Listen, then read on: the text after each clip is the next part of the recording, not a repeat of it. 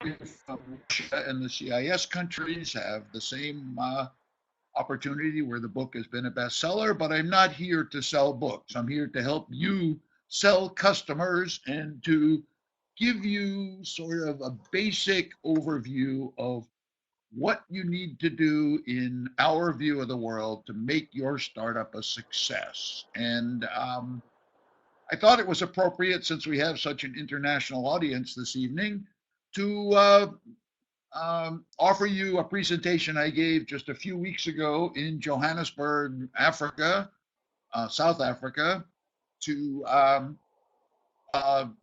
thousands of entrepreneurs from 180 different countries around the world. And while we don't have 180 today, we have a pretty interesting representation. So welcome all of you.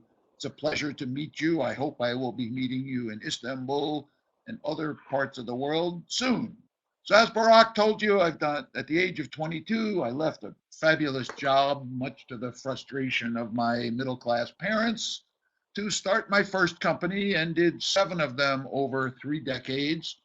And the important thing about this silly math exercise, which doesn't obviously add up, my 7 startups equaled 2 home run big successes, 2 modest successes, and 3 where I really learned how to build a startup.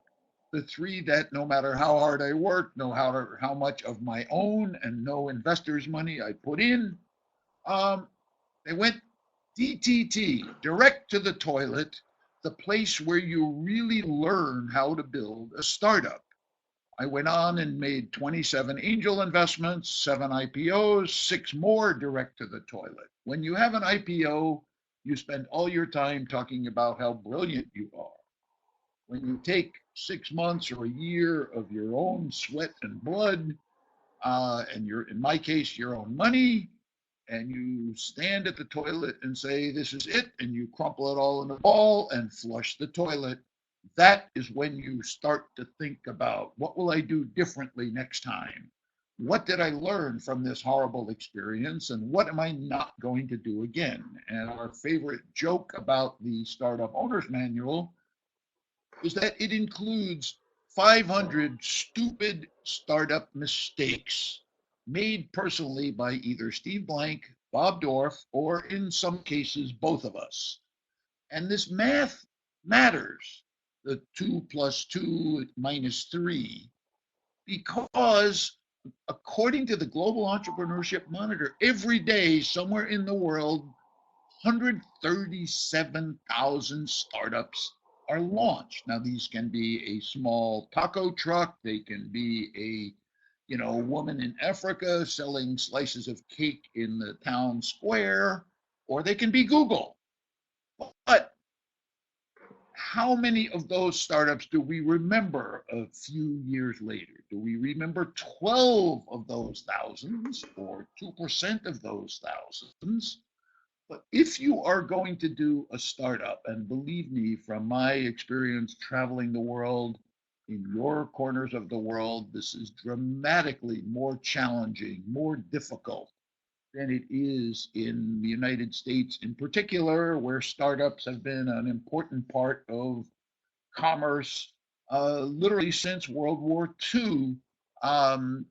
When Stanford University actually encouraged all its engineers to leave the campus and go out and help small electronics, radar, radio businesses, because we were frankly getting killed, getting our rear ends kicked in World War II. And they wanted to create a marriage between the engineering talent and the commercial talent.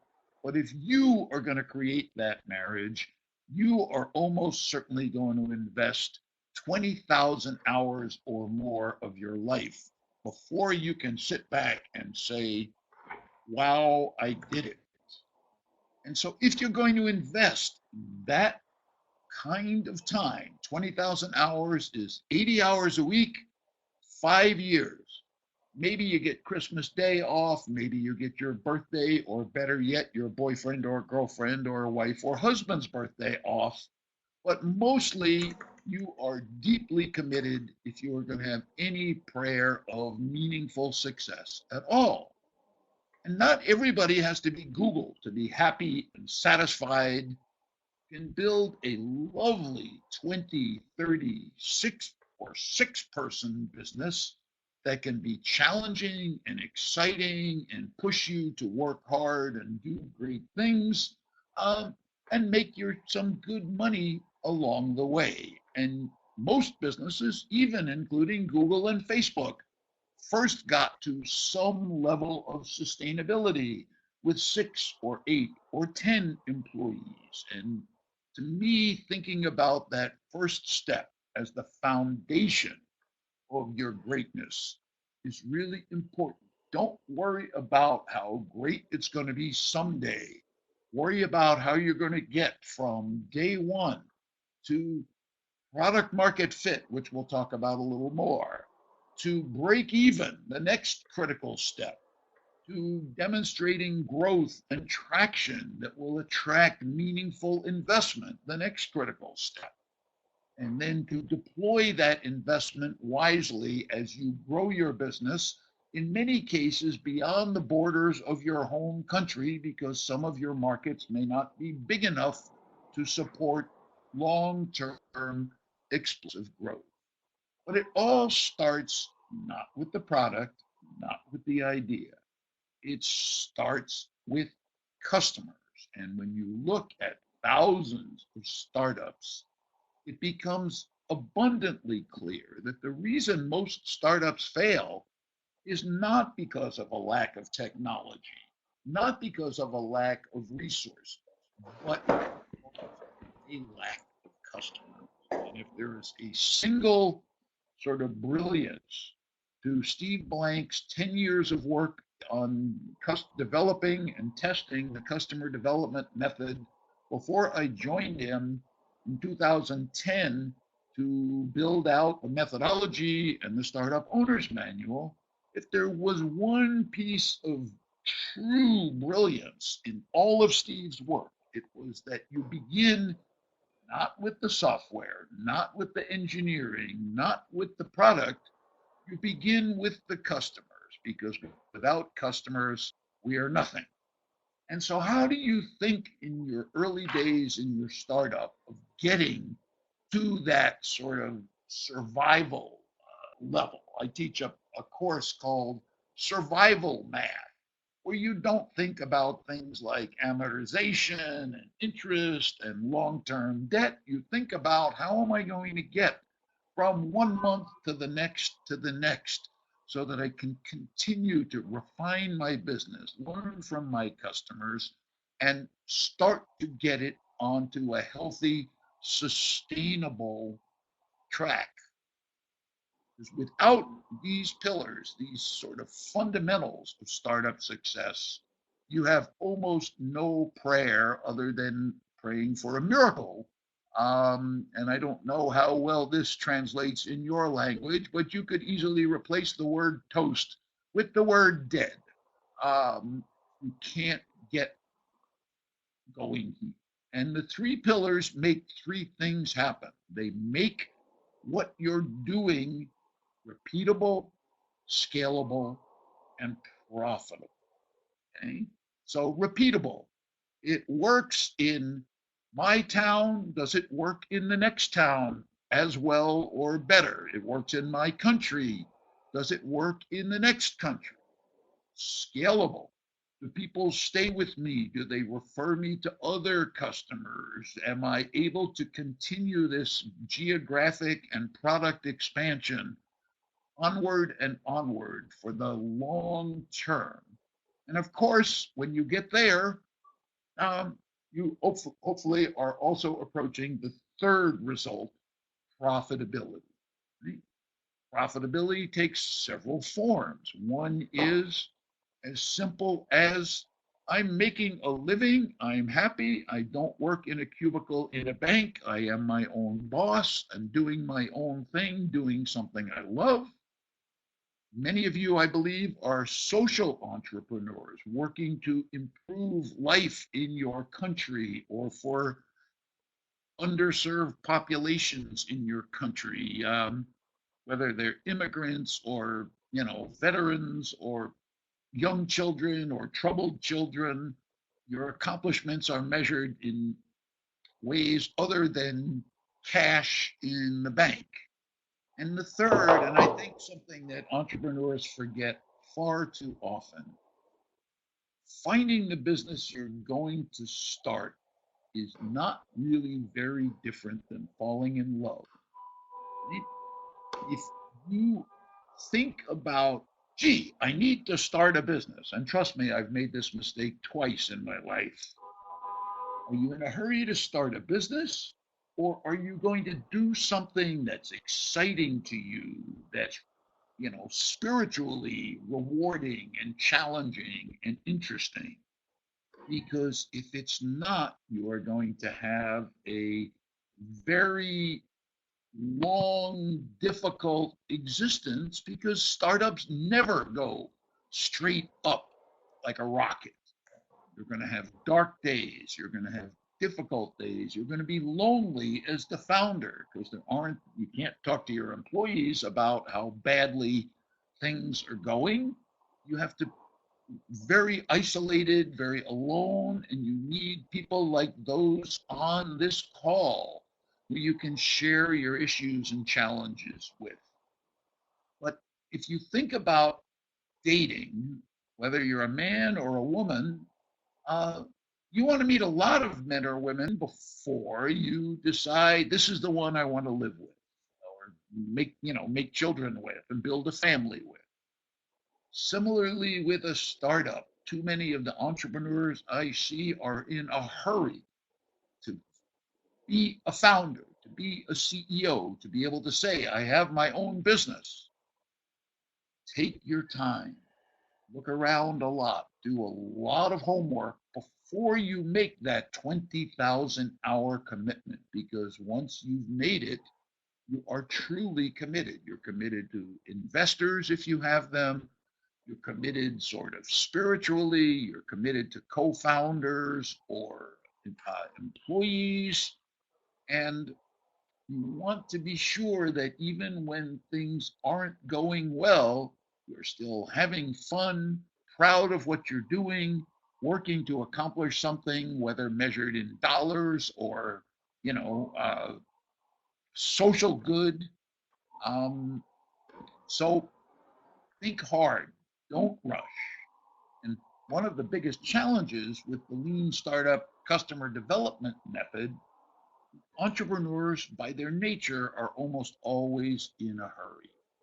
This takes time. To build a great company, you need a great foundation.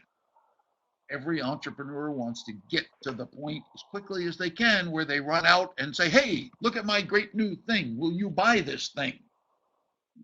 Get feedback. But why not spend time first understanding who the customer is, what they want to buy from you, what other products they're going to consider along the way? And so there are sort of three foundations or pillars to deliver this repeatable, scalable, profitable result. And I want to walk through them relatively quickly to give you a sense of it, but mostly to get to the point where we do probably the most important thing in this webinar, and that is talk about what you want to talk about. So we will I'm going to talk for a little while, and then we're going to open up the chat room and fire away with your questions, and we'll talk about whatever's on your mind. So number one, businesses, particularly B2B businesses, succeed because they're solving a serious, painful, ugly, frequent, expensive problem. Right? Businesses don't buy things because they're nice to have. They don't buy things because you're a great salesperson. They spend money to solve problems. Similarly, consumers often spend money to solve problems, but sometimes they have needs to fill. whether it's social needs, or they want to lose weight, or they want to be more beautiful, or be more educated.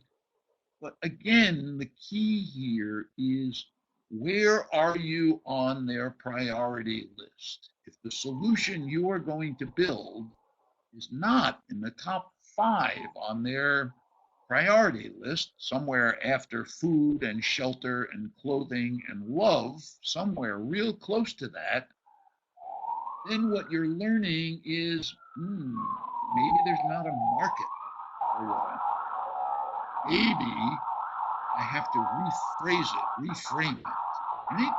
Because what you're doing by testing the problem first is determining whether or not there's a serious market opportunity for your business. First time you go out, you're looking for whether customers tell you that there is an endless opportunity, that you are solving a problem that they have to resolve. And eventually you're going to check out whether or not your solution is really different. Customer discovery gives you the key to solving this, okay? Because number one, what we think and what our team members think doesn't really matter. What our investors think, particularly once they've written the check, doesn't really matter. What I think, or Barack, or Steve Blank thinks, or what your favorite professor thinks, doesn't really matter. Success is defined by the customer, not the marketer. And so the sort of marching order of the Startup Owner's Manual, which you'll see on the very first page in large type, is get out of the building, because there are no customers in your building. Customers are in Starbucks, or in retail stores, or online, and you need to get face to face with them one at a time to discover this kind of feedback and get their sort of sense of whether you're solving a real problem or not, and where they put the problem you're solving on their list of priorities. Now, the way we recommend you do this is you literally go to places where you can get face to face with customers. People who are starting pet care businesses go to parks and walk up to people with dogs and say, hey, can I talk to you a minute about your dog and how you take care of him? People who want to talk to consumers at large go to Starbucks. People who want to talk to mothers go to playgrounds. And the first step in customer discovery, which we call problem discovery, you do not talk about your company or your product at all. And again, as I said, entrepreneurs hate this because it's not it's not selling, it's thinking, it's learning. But that learning is so important as a foundation of how you're going to spend the next 5 or 20, hopefully, years of your life. So why not, even if you've already launched, do this exercise. Go talk to 10 or 12 or 20 customers about the problem you're solving. So if you have a new accounts receivable software package, go talk to people in businesses in finance about how serious a problem it is to collect from their customers, and the issues, challenges, and problems of their existing solution. But where is this on your list? Some of the finance people will tell you, every morning, first thing before I've had my first cup of coffee, the boss is in my office saying, how much did we collect yesterday? So every night when I've had a bad day at the office, I lose sleep over knowing I'm not going to make my boss happy with tomorrow's number. So really understanding where your problem fits in the universe is foundational to whether your solution to that problem is any good or not. And it's mostly critical because if not enough people have the problem, you probably don't have a market. Second, when you do these interviews, do not talk to anybody you know, no friends, no family, and do not hint at the solution or the answer to the question, sort of the way some lawyers sometimes will sort of try to push the jury in one direction or another in a trial. In other words, don't ask them, do you have a problem collecting your accounts receivable? Right? Give them 3 or 4 or 5 problems to choose from and ask them to put them in priority order for you. And then say, gee, why did collecting money from my customers come out at the bottom? Well, all our customers pay in advance or we don't ship. Well, maybe it's not a problem for that person. You want to be very careful not to give people the answer you want. And you know that whether you show the best or worst product ever invented to your mother or your father or your uncle or your boyfriend, girlfriend, roommate, they're going to give you good feedback because they know that that's what you want. And it's not what you want. You want honest feedback so that you can learn from it and adjust based on that learning to change the product, change the features, change the way you explain it, change the people you sell it to. There are so many ways to refine your business, particularly if you do this early in the life of the business, when you have time to actually adjust the physical or digital product along the way. And so you ask the customers to prioritize for you what they want the product to do. One of the best examples of this came from a company I suspect most of you know, Dropbox, where on the home page of Dropbox, and they still do this occasionally today, there's a little box that says, tell us what to do next. Here are the 5 features we're thinking about building. We'd like to know which one is most valuable to you. And so their customer base, which is huge, helps to drive the development plan for the software engineers by saying, gee, I love my Dropbox. I use it all the time, but I'd really like it to do this or like it to do that. So letting the customers tell you what to do in every aspect of your business really is the heart of customer discovery. Onward. Let's take a quick example of how you think about this, right? You're starting a business to bring clean water to a town. When you go out and talk to people, don't ask them if they want clean water. Ask them instead to tell you the 5 biggest problems they see facing the town. And then ask them to prioritize them. And if water is a low priority, find out why they think that. Is it a low priority for everyone, or is it a low priority for them because they have a big, deep well in their backyard? If they made fire safety number 1 and water number 2 or 4 or 5, again, talk about how did you come to these conclusions? Is there anything that would make water a greater priority other than something obvious like a drought?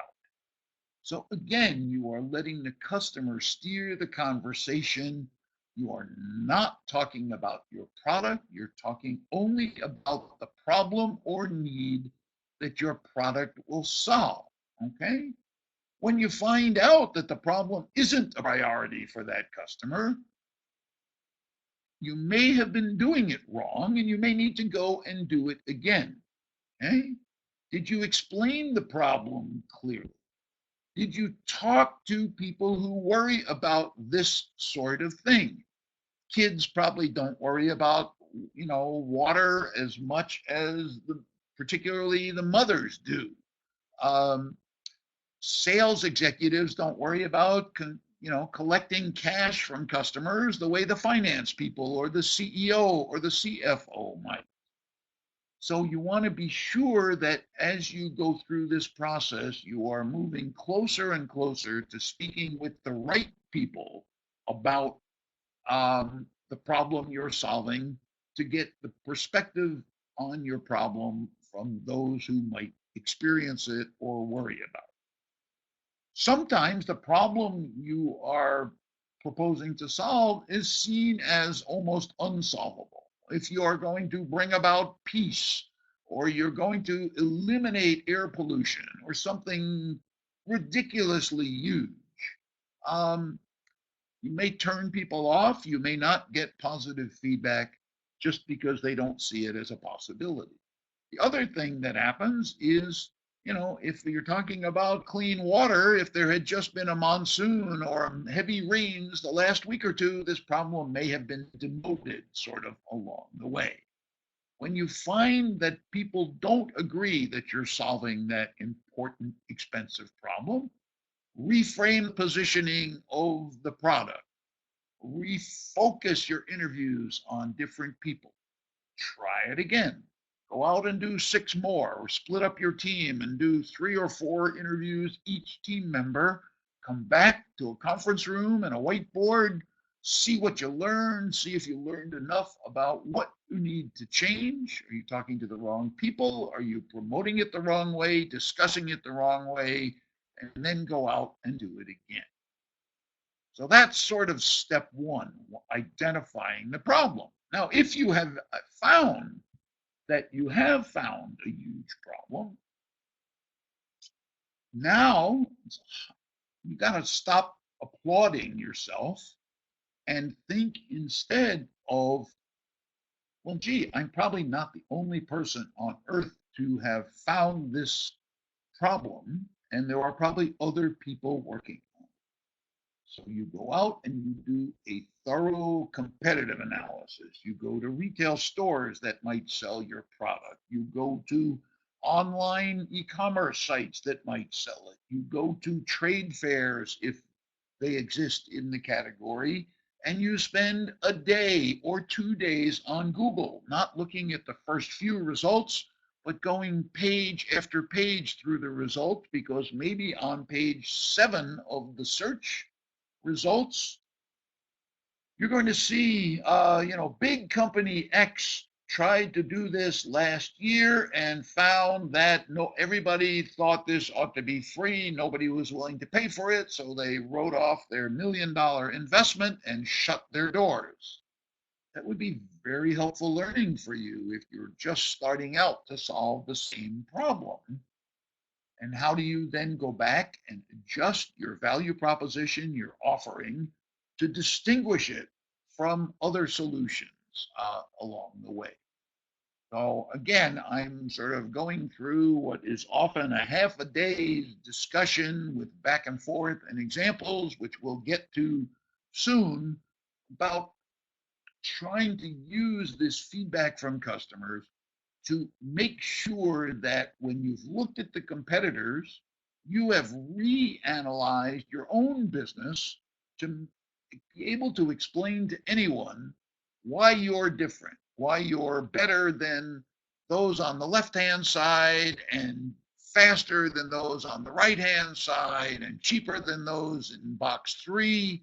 How do you get your value proposition, your business, to stand out from the competitive crowd? Okay? Because what you're really trying to do is pillar number 2. Once you have found who the customer is, that they have a problem, and that you have an interesting solution, you've used your customers to guide your business to product market fit. What is product market fit? In a sentence, it's seeing a very clear match between your value proposition. Value proposition, simply, why should somebody give you money instead of one of your competitors?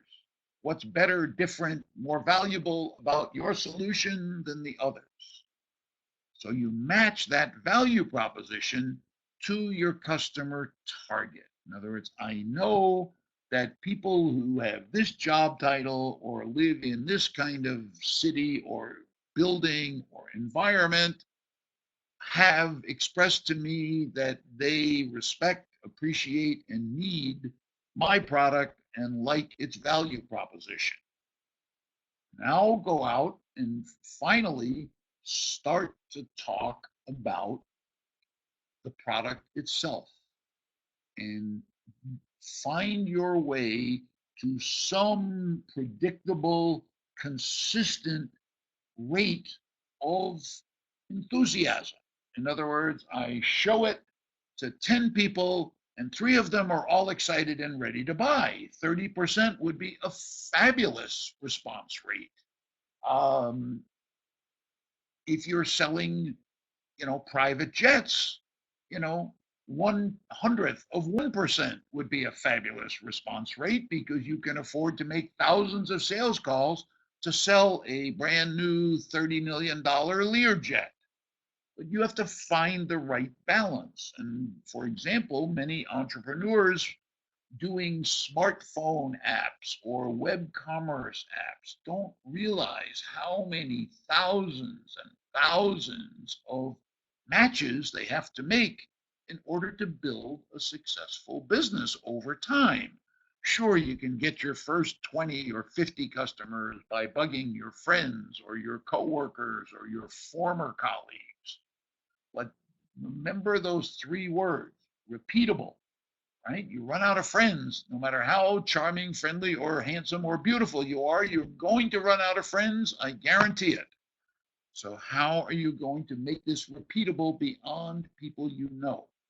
Scalable, how are you going to get it, to be of interest to people beyond your own geography or beyond your own network?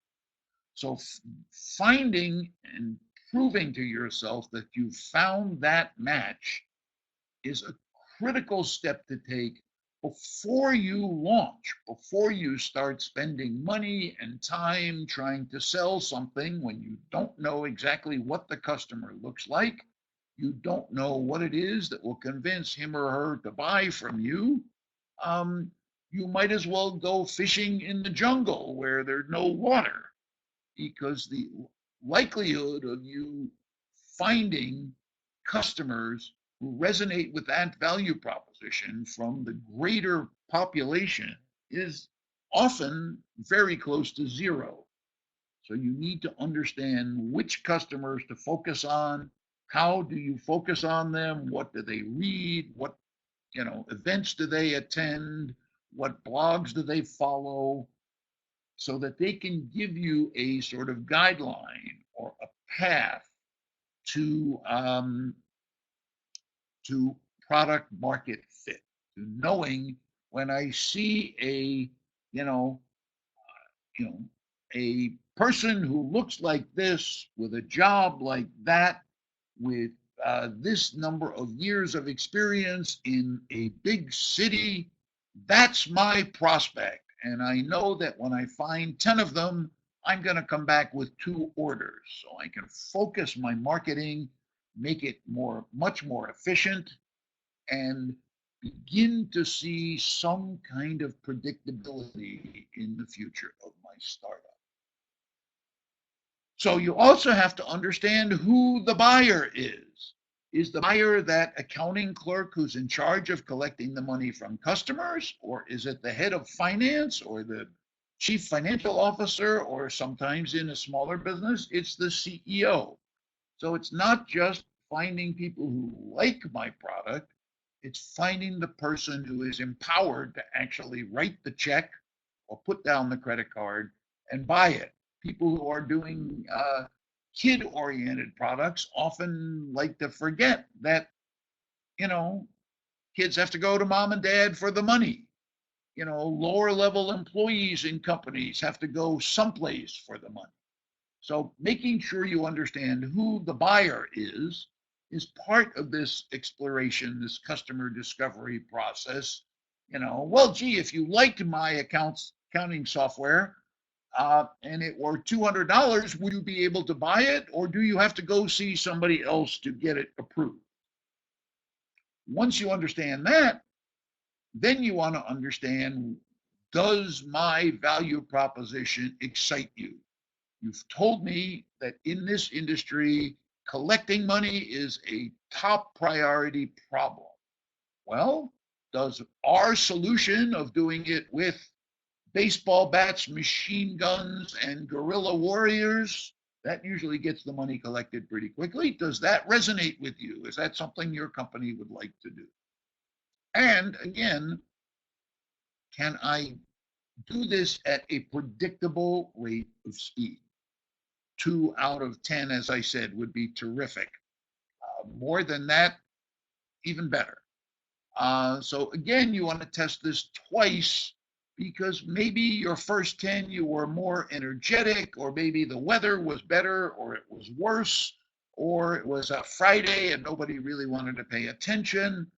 So if you hit a success the first time, I encourage startups to do it a second time to make sure that it wasn't an exception.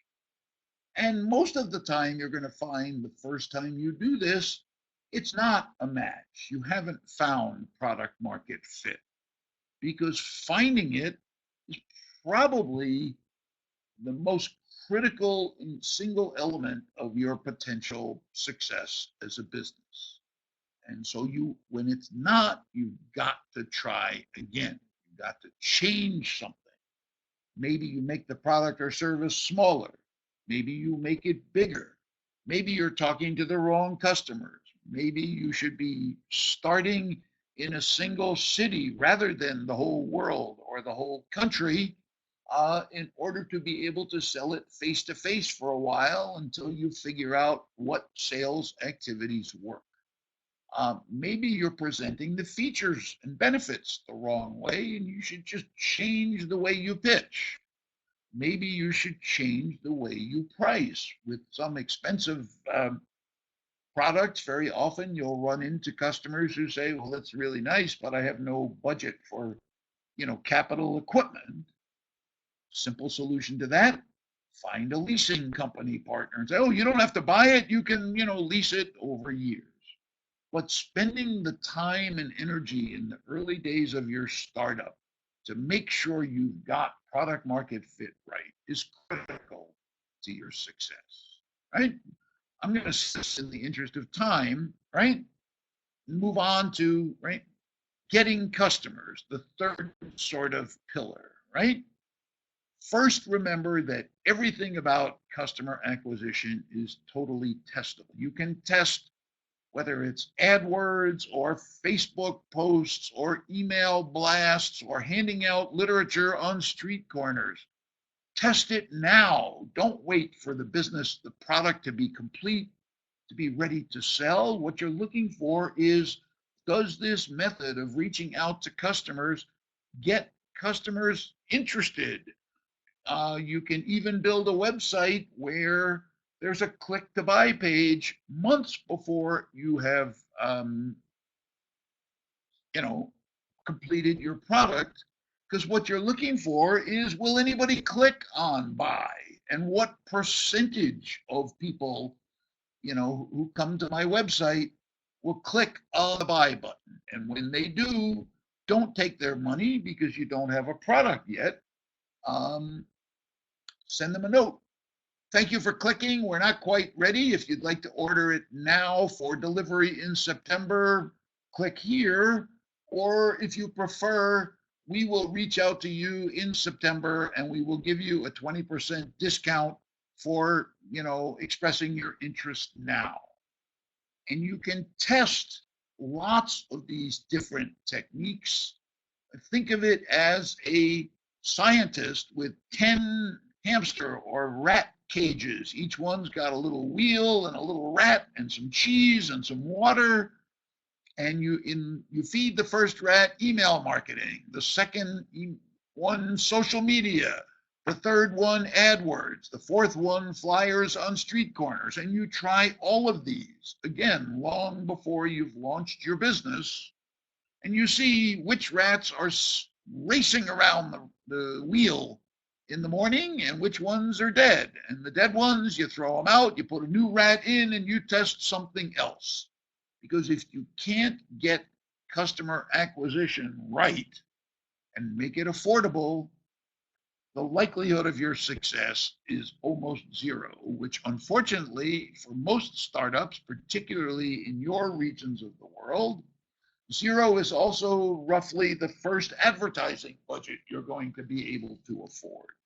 So testing these things, measuring the results, and optimizing the results with, if email seems to be working a little bit, try new headlines, try different offers, try more emails, try trading lists with other companies.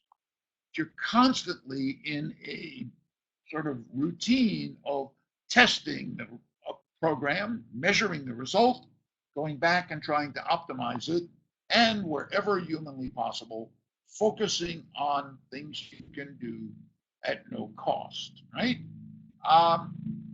You want to think about how much you can spend both early and later. Try not to spend anything or very little at first. You get better at this over time, but you will not get better at reducing the cost of AdWords. AdWords are a challenge to deliver customers affordably unless you're selling more expensive products. If you are selling smartphone downloads, it's almost certain that you'll spend more money buying the customer than you'll receive from the App Store after they take their 30% cut and so forth. You want to be monitoring from the first day the cost CPA, cost per acquisition. How much did it cost me last week to get a customer? How am I going to reduce that number even by a very few percentage points next week? And what am I going to do after that? And one of the keys to this, which we won't talk about today, is what's called A/B testing, where you test email message 1 to half the audience and email message 2 to the other half. And depending on which one does better, you save the better one, throw away the other one, and create a new one to try to beat your latest, most successful offer. Sometimes, this is going to take too long. I want to get to questions. So the kinds of things to test, don't forget sort of non-sexy, non-digital things like flyers and banners and posters and handing out things in shopping centers, getting press articles about your business, making speeches about the subject the problem you're solving and ways to solve it. Again, you're trying to work your way toward a repeatable, scalable, profitable marketing activity, right? So, to recap, the 3 pillars, the 3 critical things. 1, be sure for expensive, painful, frequent problem. 2, find product market fit. Do not move ahead without it. And 3, long before you launch, begin testing ways you're going to get your customers and try to make sure when the product is ready, you have a reasonably affordable way to get customer after customer going forward. And just before I wind up, there is one more pillar. Brock and your wonderful mentors and coaches all over the region can teach you the tools, the technology, the marketing skills, and so forth. But the thing we can't teach you is passion, tenacity. I'm never going to give up. If you don't have that, my from the heart advice is don't start. Now, whatever your religion may be, for this moment, believe in Jesus. Not the real Jesus, this Jesus. This is, on the right is the first offices of Jesus Martinez, a terrific Mexican entrepreneur who had a wonderful job and a little part-time business out of this shack in Mexico City, making and delivering flower arrangements to Mexico City. And he worked nights and weekends on it because he had a really good job. What is this? Somebody, Benjamin says, Jesus is the hope for the last man in the street to make it. Well, this is not Jesus. This is Jesus Martinez. And he went home to his wife and his new baby and his new mortgage. And he said, honey, I can't stay at my job. I have the feeling that my flower business can explode, but I need to spend all my time on it. And so I want to take the risk, quit this very good job that makes us very comfortable, and work around the clock in my flower business. Today, Jesus delivers 8,000 beautiful floral bouquets all over Mexico in a multi-million dollar, very profitable business. He is so vertically integrated that he now has ultra-modern facilities instead of this rather unusual place. He owns his own trucks, he grows his own flowers, and he has built himself a repeatable, scalable, profitable business that is delivering floral arrangements every day all over Mexico for Envia Flores, his company, and for many of the US companies trying to deliver flowers in Mexico as well. So remember, if you get one thing out of our time together today, don't focus on being in a hurry. Focus on making your startup great. Great defined as repeatable, scalable, and profitable. So that's the story. It's the very short version of how to think about using lean startup customer development method to build a truly great business. And so I'm going to take a question here from Fidel Lancheray Damba Ngolo, whose name I probably just destroyed, so with apologies for that. Can a startup be considered a traditional business, or must it contain a different perspective? Well, the faster route to success is clearly to find, a reason to stand out from the crowd, to have what has been called in the US a unique selling proposition, a reason people should be coming to you instead of competition, and so forth. So at the beginning, when you're thinking of founding your startup, you really want to think about what you're trying to do, what you're trying to accomplish. And there is no reason that the world can't afford and support lots more restaurants or limousine services or pizza parlors. But you want to always be looking for something that can distinguish your business from the others. How do you calculate the runway for a startup? A question from Benjamin Omike. How do you calculate the runway to be launched? Well, I wrote a whole long chapter about that in the Startup Owner's Manual, but I think there are a couple things you have to think about. Number one, how many months will it take you until you can accept your first money from customers? Is that 2 months, 3 months? Sometimes if it's complex enterprise software, it can be a year or two. So question one, how long is it going to take? Question two, is it interesting enough to investors to, support that period with no income? If not, can you survive? Can you live in your parents' basement? Can you borrow some money from friends? Can you do this by, giving people equity rather than cash to help you in your quest? And then the next step. So once you know, I need, let's say, $100,000 for the next 6 months. Where's that going to come from?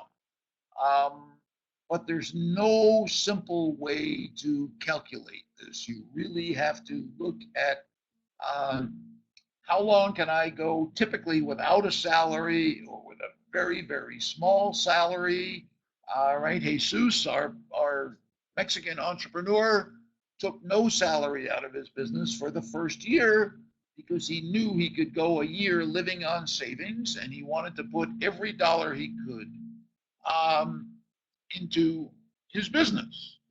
Um, let's see. When I've met a client and introduced, this is from Rana Abisudu, met a client, introduced my service. He likes the service we provide, but we're still a new portfolio. How can you convince the client to try our service? Really, there's only one way. Well, there's two ways. One is charm and, promises. The worst thing you can do is say, I will do it for free for a while or a month or two or whatever, and then if you like it, you pay. Because now the client has no investment in your success working for them. The best way to do this is to get 2 or 3 satisfied, ecstatic, happy customers, your first customers who either are cheap, paying very little, or you're working for them for nothing, to begin to build your reputation. And now you have what we call referenceable clients. Well, the best way I can convince you to use my service is to get you on the phone with somebody I just helped, who will tell you that I gave them great work, good value, good product, whatever. From personal experience, I will tell you about a year and a half into my 7th and by far most successful business, a $50 million business with 500 employees around the world. We did just this in the early days. We took 2 or 3 small customers where we knew we could be successful, where we worried more about their participation and cooperation than we worried about the fee they would pay us. And we worked night and day to make sure they were ecstatically happy. A few months later, I was on the phone with a big bank in Ohio called Bank One.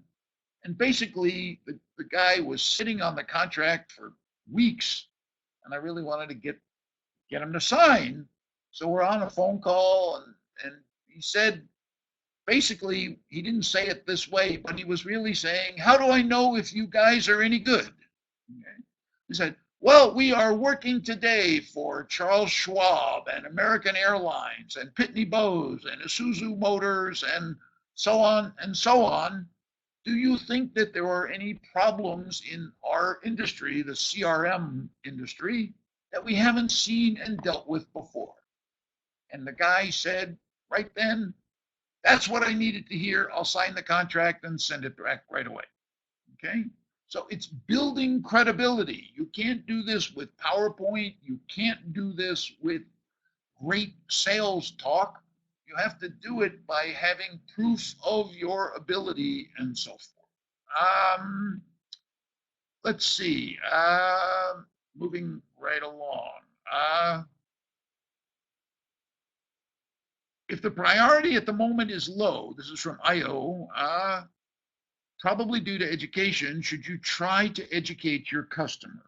You almost always have that obligation, particularly in a newer sort of market space, to make sure that customers are aware of the issues, the solutions, and so forth, and partly to position yourself as an expert, knowledgeable in that field, so that you're building a community around the problem you're solving and positioning yourself as the expert, experienced in solving that problem.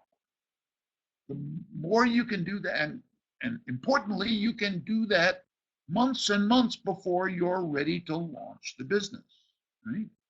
so that by the time you are ready to launch, you have this sort of basically social media conversation going on with hundreds of people who are feeling the pain of the problem you are about to solve. So you're sort of preconditioning the audience the way an athlete would train for a race by getting them to talk about solutions, talk about needs, talk about issues, and so forth. Fidel asked a question about considering an R&D based startup that will involve designing a new device. Can an investor take the risk? It takes a very bold investor to take that kind of a risk, and they usually take it based on the experience or the previous successes of the startup team. I think a very important thing you should all be aware of is in the earliest days of soliciting investor funds, the newer your business is, in other words, if it's still an idea or it's even a few months old, really the investor isn't betting on the business. They're betting on you. They're betting on your determination, your energy, your education, your past experience, because there's nothing for them to analyze about how well the business is doing or not doing. You don't have any revenue to look at. You don't have any customers for them to meet with. And so it's extremely difficult to find investors backing an idea where the where the outcome is so uncertain.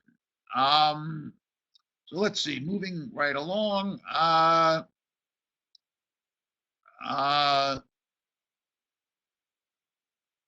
have a question for my product launch. Soon. This is Devijay Madam.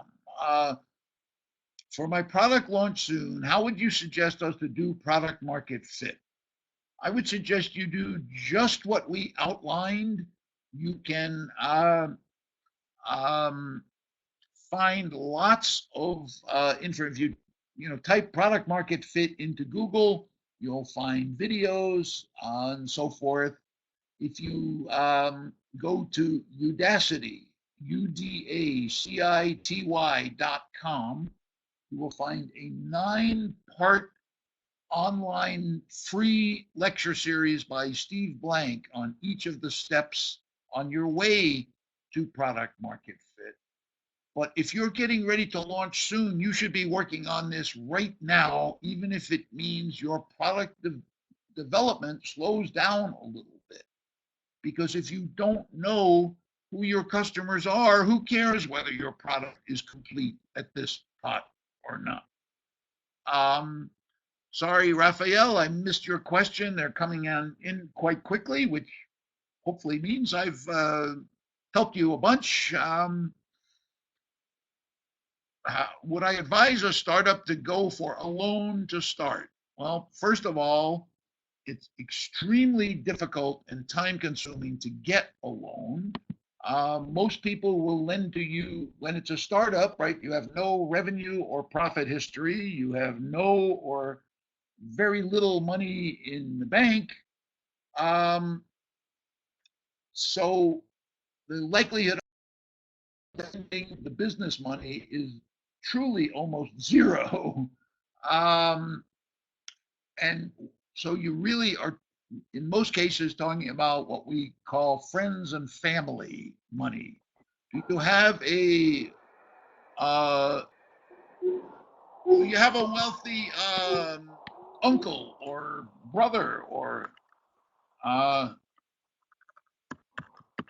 just one sec there. Or a friend who will lend you some money in exchange for what is usually a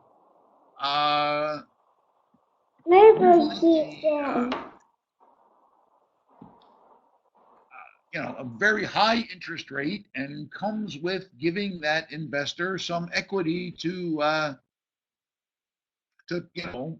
encourage them to do it. So if you're launching in 3 months on a trial basis, I would be getting to work at this sort of right now. Quick tips and hacks for onboarding new customers to a SaaS product.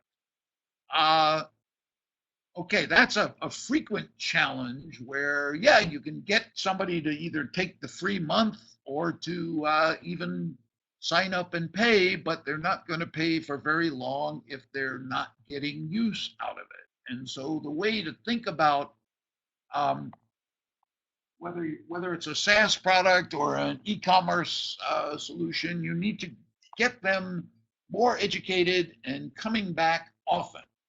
So for software products, webinars, seminars, introductory videos on how to use the product, monitor their usage. Hey, Bob, we noticed you signed up for our product, 3 weeks ago, and we appreciate your business, but don't you want to use it? Can we get on the phone with you and walk you through it? Can we send you a 30-minute get started video that will help you?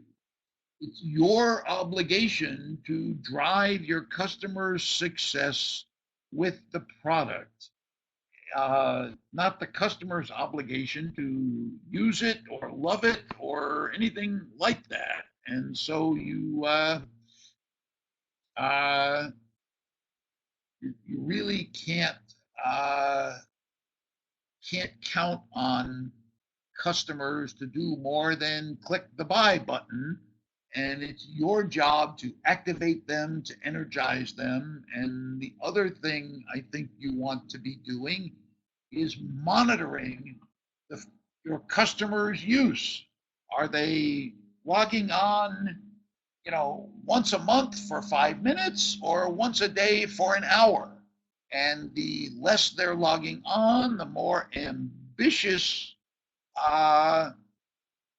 once they're logging on, the more ambitious you are about staying in touch with them and getting them using it more, the more successful you're like to be.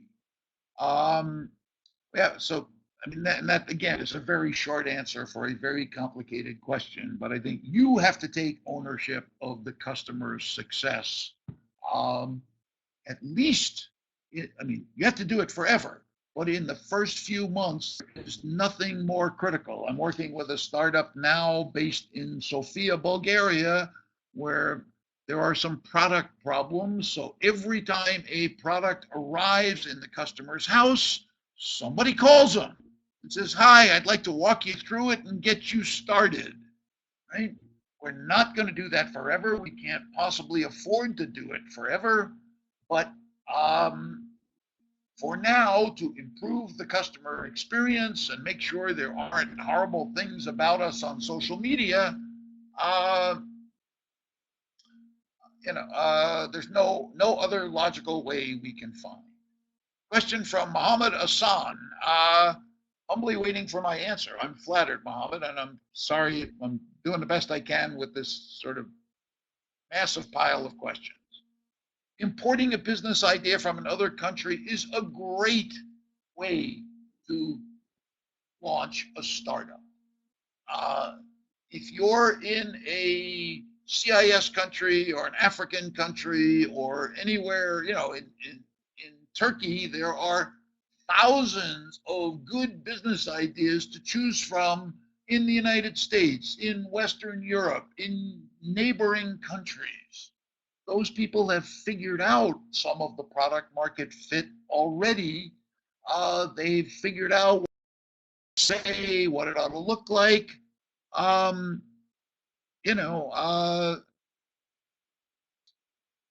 So yes, it's a great source of ideas. And when you see something successful, make sure you've thought through whether it's adaptable to the culture and the sort of business behavior of people in your country, right? In some of your countries, people will never do a transaction online using a credit card. So if you're thinking of an e-commerce business, you have to solve, uh, you know, the problem of how you're going to get paid in that country. So I have a question from Raphael Akogo. Would I advise a startup to go for a loan to start? I would not suggest that you waste much time with banks. Some government agencies will lend money to startups. There are some crowdfunding kinds of solutions in some markets. So take a look at that. But most of the time, unless you have a truly brilliant breakthrough idea, getting commercial investment, whether it's a loan or an investment in the early days, is a struggle that will distract you, take all of your time, um, and not likely to be successful. I have a question about, in a tech startup marketplace, how much would be an ideal cost for an MVP? It's almost an impossible question to answer. In Steve Blank's last most successful startup, the MVP cost several $1,000,000. If you're doing something simpler, it could be, a few $100,000. Sometimes an MVP can actually be free because the founders are doing the coding and the designing. And remember that an MVP, or a minimum viable product, is not necessarily functional. It's not necessarily beautiful. What you're trying to communicate is, here are the kinds of things that this product will do. Here are some of the features of the software or the website or whatever. The most famous